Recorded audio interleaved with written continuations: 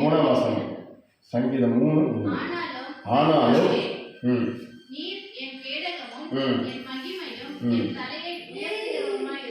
ஆமென். அல்லேலூயா. ஆனாலும் நான் ஏற்கனவே இந்த வசனம் ஒரு வார்த்தை போன 2 வார்த்தை முன்னாடி சொன்னேன். ஆனாலும் அங்கே என்ன பண்ணிருக்கிறது?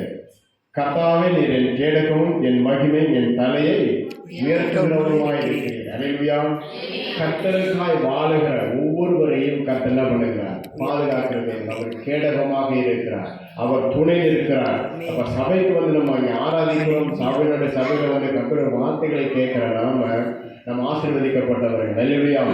கர்த்தருடைய வார்த்தைகளுக்கு யார் செவி கொடுத்து கேட்கிறாங்களோ அவங்க குடும்பங்கள் ஆசீர்வதிக்கப்படும், ரட்சிக்கப்படும். அவங்க குடும்பங்களில் எல்லா போராட்டங்கள் மாறும். அல்லேலூயா. வியாதிகள் மாறும், பிரச்சனைகள் மாறும். கர்த்தர் அற்புதங்களை செய்கிற தேவன். அல்லேலூயா. அப்போ அவர் நமக்கு கேடகமாகவும் என் மகிமை. அல்லேலூயா. உங்களுக்கு தேவன் உங்களுக்கு மகிமையாக இருக்கிறார். அல்லேலூயா.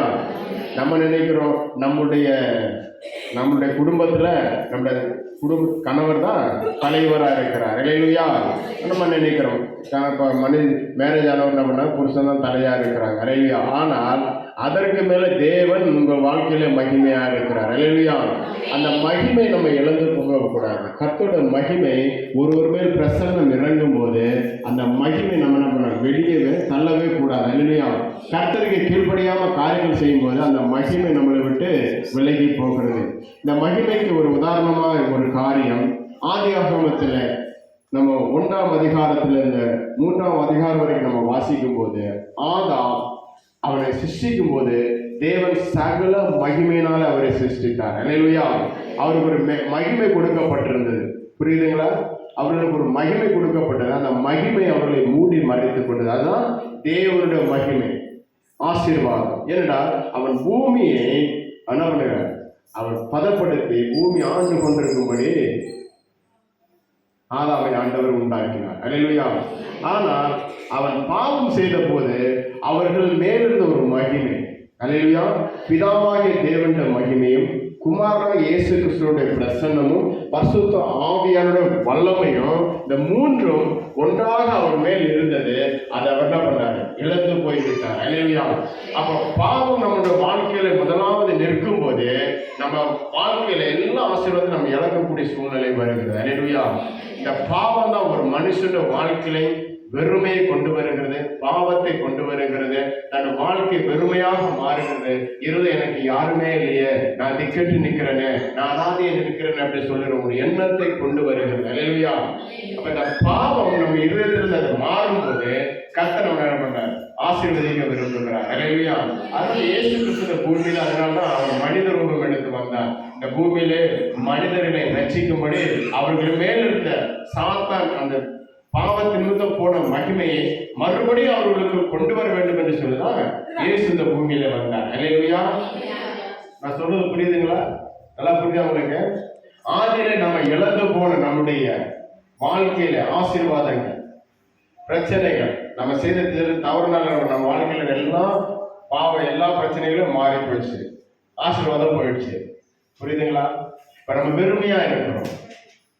நம்ம கையில காசு இருந்தாதான் சந்தோஷமா இருக்கும். காசு இல்லாத போது சிரிப்பீங்களா? காசு இல்லைன்னு சொல்லிட்டு என்ன சிரிச்சிருக்கீங்களா? சொல்லுங்க பார்க்கலாம். கையில காசு இருந்தா முகம் சந்தோஷமா இருக்கும். கையில காசு இல்லைன்னு எப்படி இருப்பீங்க? ஆக்ஷன் பண்ணி ஆக்ஷன் பண்ணி தான் பாருங்க. ஆக்ஷன் பண்ணி காட்டுங்க. காசு இல்லாத போது எப்படி இருப்பீங்க? அப்ப அது வராம இருக்கணும்னா அந்த சோர்வுகள், அந்த சூழ்நிலை நமக்கு வரக்கூடாதுன்னா நம்ம என்ன பண்ணணும்? தேவனை பின்பற்றணும். அவர் நமக்கு மகிமையா இருக்கணும். அல்லேலூயா. அவர் நம் சிரசின் மேல் மகிமையா இருக்கும் போதே நம்ம குடும்பங்கள் எல்லாம் ஆசீர்வாதம் தானா தேடி வரும். அல்லேலூயா. நீங்க தேடி போன அவசியமே கிடையாது. நான் சாட்சி சொன்னேன் இல்லைங்களா? நான் ஒரு காரை தேடி போல, நான் நின்றுந்தேன், என்ன தேடிதான் யார் வந்தது? கார் வந்தது. அல்லேலூயா. இதை கர்த்தர் கொடுக்கிற மகிமை, ஆசீர்வாதம். அல்லேலூயா. கர்த்தருக்காக ஒரு மனிதன் வாழும்போது, கர்த்தருக்காக ஒரு குடும்பம் வாழும்போது அந்த குடும்பம் முழுவதையும் என்ன பண்ண ஆண்டவர் பொறுப்படுத்திக் கொள்வார். அல்லேலூயா. ஆண்டவர் பொறுப்படுத்திக் கொள்வார், தேவைகளை சந்திப்பார். அல்லேலூயா. அப்ப இந்த காரியம் உங்களுக்கு சொல்றேன்னா, ஒவ்வொரு வாரம் நீங்க வரீங்க சபைக்கு, வார்த்தைகளை கேட்குறீங்க, உங்க வாழ்க்கையில குடும்பங்கள ஒரு மாற்றம் உண்டாகும், மாற்றத்தை கொடுக்குற ஆண்டவர். நீங்க ஜெபிச்சு பாருங்க, கர்த்தர் மாற்றத்தை உண்டு பண்ணுவார். அல்லேலூயா. அப்போ நாலாவது, நான் கர்த்தரை நோக்கி சத்தமிட்டு கூப்பிட்டேன், அவர் பரிசுத்த பர்வதத்தில் எனக்கு செவி கொடுத்தார். அல்லேலூயா. அப்போ சரி, நீங்க அவரை கூப்பிடும் போது கர்த்தர் நிச்சயமாக உங்களுக்கு என்ன பண்ணுவார்? பதில் தருவார். அல்லேலூயா. பதில் தருகிற தேவன், உங்களை ஆசீர்வதிக்கிற தேவன், உங்களை பெருக பண்ணுகிற தேவன். அல்லேலூயா. இந்த வறுமையெல்லாம் எடுத்து போட்டுருவார். நீங்க கவலைப்படாதீங்க, எனக்கு உடம்பு சரியில்லையே, பலவீனமா இருக்கிறேனே என்னன்னு சொல்லி நீங்க கவலைப்படாதீங்க. கர்த்தர் புது பலனை கொடுக்கிறவர். அல்லேலூயா. நீங்க நம்பிக்கையோட ஜெபிக்கணும். விசுவாசம் தான் உங்க வாழ்க்கையில முதல் நம்பிக்கை. அல்லேலூயா. விசுவாசம்.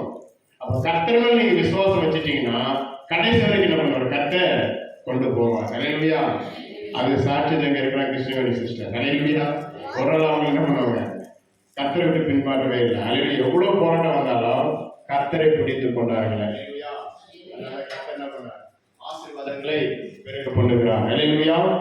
கர்த்தர் நாள்ல நான் சின்ன வசந்தாவோட முடிச்சிடறேன். பாஸ்டர் வந்து உங்களுக்காக மெசேஜ்கள் அவங்க ப்ரிப்பேர் பண்ணி வச்சிருக்கிறாங்க. நல்ல வார்த்தையை கர்த்தர் அவர்களை கொண்டு பேசுவாராக. கர்த்தர் தான் இந்த வசனங்களை ஆசீர்வதிப்பாராக.